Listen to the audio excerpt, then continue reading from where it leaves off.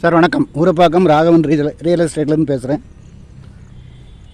இது வந்து ஒரு பொத்தேரியில் இந்த சோகோவுக்கு அப்படியே பின்னாடி வருது.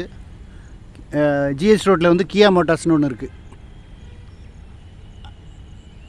அது பக்கத்தில் அதுக்கு பின்னாடி அவங்க சர்வீஸ் சென்டர் இது. இந்த பிளாட்டு தான் ஒரு 2044 சதுர அடி இருக்குது.